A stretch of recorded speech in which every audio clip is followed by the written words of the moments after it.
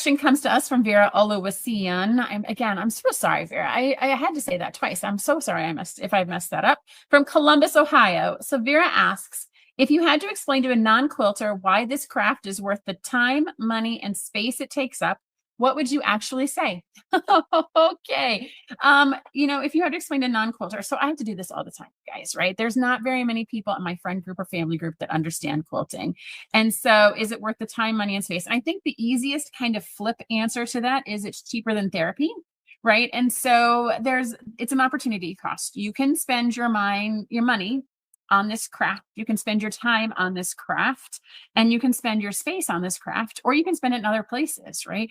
I know people who spend just as much money on woodworking or repairing cars or on yarn. They spend as much money in other places. And so it's really just how you're dividing and prioritizing your time and energy.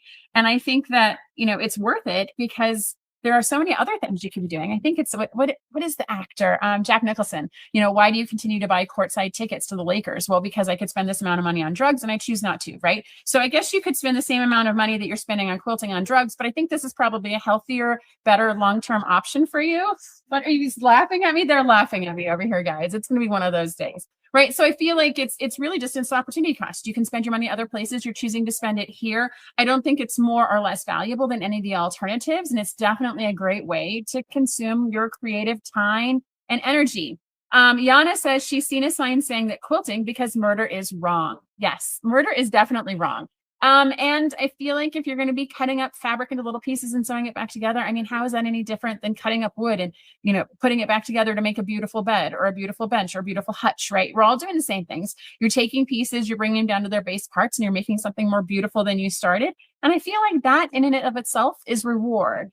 And it's, there's, in addition to quilting, right, the actual act of doing what we do, there's a lot of community. There's a lot of creativity. There's a lot of giving back that this community does that is different than what other people do. And I feel like, again, it's you're enriching your experience. It's more than just the cutting and sewing. It's way more than that. And I think people outside the world might not understand that.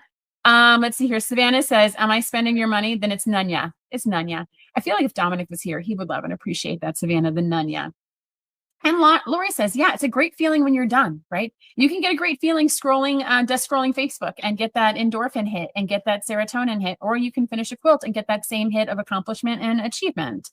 Let's see here. Anne says it's her calming inspiration time, so she'd use it as often as possible. It could be a substitution for meditation, right? Same thing, same concept, same outcome. And so I think sometimes people that ask that, I don't know why they ask that question, because you don't necessarily ask other people with similar hobbies the same questions, but try to be nice. Try not to use your fabric scissors on them, because that might dull those blades. So just don't waste your scissors doing that.